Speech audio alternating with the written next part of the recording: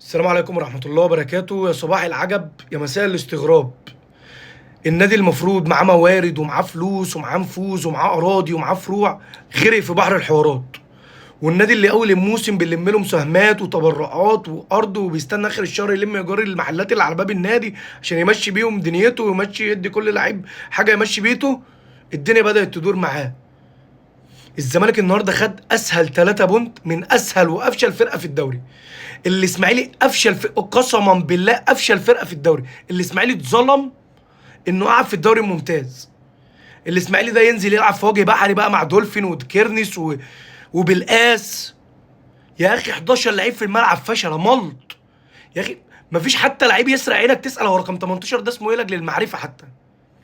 النهارده الاسماعيلي حتى ساعد فيريرا اللي بقاله 5 6 متوشه مش ظاهر له اي حاجه في الملعب انه يظهر بشكل حلو، ان في جمله حتى بدات تبان وانت بتتفرج تاخد بالك منها.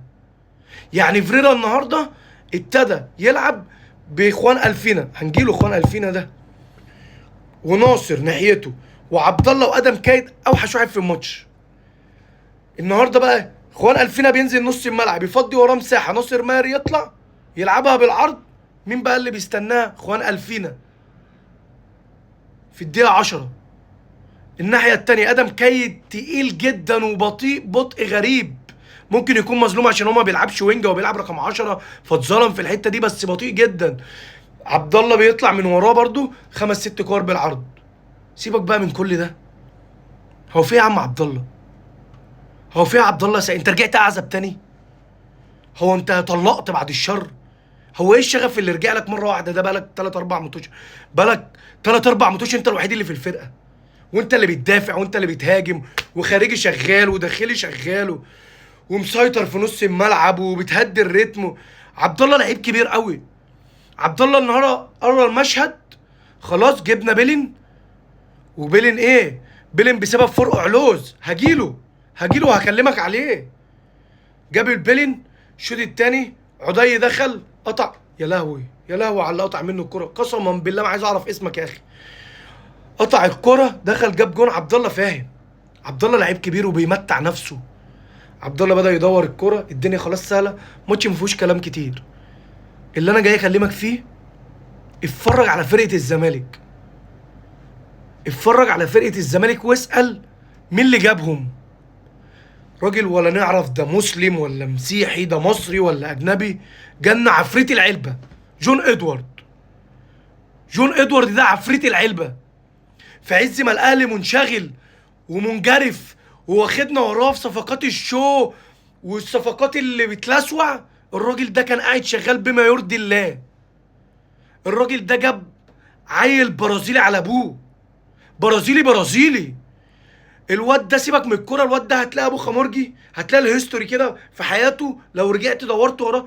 هتلاقي ابو خمرجي، هتلاقي امه عندها لغد من هنا نازل اللي في خدها. الواد شفت صورته هو ومراته في الاهرامات، البت مربربه لاتيني لاتيني لاتيني لاتيني. اللهم صل على النبي. وشها يقطع الخميره من البيض، البت اللي هي وشها مفزع لاتيني ودائق وحلق وبينزل يمرمغ نفسه في الارض. ده النهارده اسوأ مستويات ليه، او اسوأ مستوى هو هيعمله وهيأديه في الدوري. وهتشوف النهارده جاب بيلين اول 10 دقايق فرق علوز، لخبط المدافع بتاع الاسماعيلي، لبسه بيلين هدى الماتش، ادى الماتش للزمالك. ده قصه. برازيلي برازيلي. احنا اخر برازيلي الاهلي جابه كان بدقن وبسبحه وامه نازله باسدال في مطار برونو. ده راجل شغال بما يرضي الله. راجل جه بنى فرقه شاف ايه النواقص. ويا اخي حظ الدنيا ورزق الدنيا كله في الزمالك من ساعه ما وقعت على الكوره دي في خط اليمين ده. يعني يجي له شيكابالا يخلص، يجي لهم زيزو ناخد منهم زيزو، يجي لهم الفانينهو. ده الفانينهو استناه ده جاي لك يا كوكا. جاي لك ماتش اللي بعده جاي لك، ربنا يسترها منه. جه شاف النواقص. تعالى كده للزمالك من ورا، فرقه متكامله يا اخي، والجمهور خبث الدنيا. يهود تقعد معاهم قبل الموسم خلاص عرفوا الدنيا. جمهور عرف الدنيا ما بيفخمهاش. احنا فين ومنين بقى يتمسكنوا وما عندناش لعيبه وما فيش فلوس. بص كده على الفرقه من ورا، حسام عبد المجيد جنب منه الونش. قبل ما يلعب مين؟ قبل ما يلعب محمد اسماعيل الماتش اللي فات اللي كله طلع واتكلم عليه، اللي هو ظاهر وباين اللي هو جاي لعيب هادي وراسي وبيطلع بالكرة وبيعدي وسط اتنين وهادي، والنهارده عمل واحده هيدرز. يفكرك بقى بمين محمد اسماعيل ده؟ بمقلب محمد نجيب. برضه اداره الاهلي راحت قبل كده نشتري احمد ديودار في عزه، في عز مجانسه، ما لقيناهوش، راح كابتن عادل الكيعي جاب محمد نجيب ورجع. برضه في زد نفس القصه، ما لقيتش محمد اسماعيل، ما خدتش بالك عشان ما فيش عين، عشان ما فيش عين بتشتري، عشان القصه بقت قصه فلوس وقصص تانيه. رحت جبت العش وسبت محمد اسماعيل. تيجي الناحيه التانيه ناحيه الشمال، محمود بنتاج احسن باك شمال في مصر. مين اللي قاعد له يا كابتن؟ كابتن احمد فتوح، اللي هو هيرجع يبقى باك شمال منتخب مصر وهيستعيد مستواه عادي، في حين اللي انت بتلعب بجزء مش باكات شمال اصلا. تيجي في نص الملعب بلبل، عماد بلبل اللي ابتدى يرجع تاني انا ما اعرفش مستواه، انا عمري ما شفت له مستوى، بس الواد بدا يرجع وبدا يشتغل. ما هو عشان في حد قاعد له، عشان انا لو قعدت دكه فيه اللي غيري هينزل. في احمد ربيع جاي من الاصابه واستناه برضه. في محمود مجاهد، عندك ناصر، عندك عبد الله، عندك احمد حمدي رجع، عندك محمد شحاته، عندك في الوينجات بقى عندك خيارات كتير، الفانينهو، عبد الحميد معالي، شيكوبوم، احمد شريف، عمرو ناصر عدي، سيف. الزمالك عنده 4 5 فراوده، في حين اللي انت معاك 2 فراوده. يا اخي كلها شبه بعض، بس على الاقل هيبقى في حميه.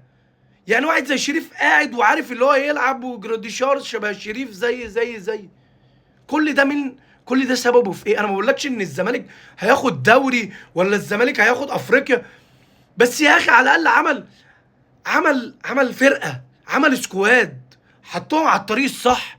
راجل اول لما جه اديني صلاحيات، انا مفيش حد هيمشي مدير فني غيري، تعالى اخر الموسم حاسبني. في حين ما انت جريت ورا جريت ورا ناس ما بتشوفش، انت استسهلت في صفقاتك، استسهلت وغلطت غلطات كبيره هنتكلم عليها كتير، في زيزو وفي امام وفي بن شرقي وفي الكره وفي الحقد. الزمالك غريب يا اخي، والله ما افوره، الزمالك غريب وبقى فيه روح غريبه وحب غريب، وياخدوا بعض من ايديهم ويجروا على الجمهور وحب. وبص، هو فين حواراتكم؟ الفيفا فين من الكلام ده؟ الحق الزمالك بسرعه بالفيفا.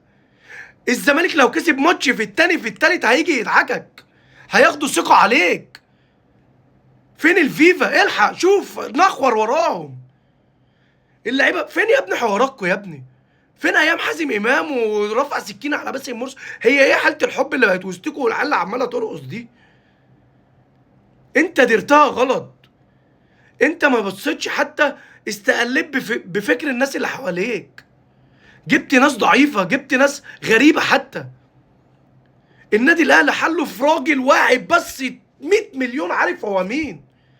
هات كابتن سيد عبد الحفيظ اديله صلاحياته، خليه يجيب فريق سكاوتنج تحت منه، نتفرج على لعيبه، نجيب. لا، ما انت جبت وسام ابو علي، وفرطت فيه. مين اللي جابه؟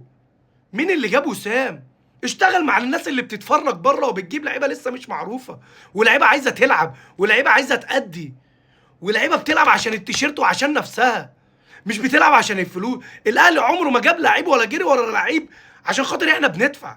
انت بتجيب اللعيبه يا كابتن عشان انت عارف وانت بتكلمه اللي هو جاي يلعب في الاهلي، واللي عارف الحته دي وبيعرف يزرعها في كل اللعيبه ويعرفهم قيمتهم هو كابتن سيد عبد الحفيظ، مش اي حد تاني. هو الوحيد في مصر اللي قادر ينقذك.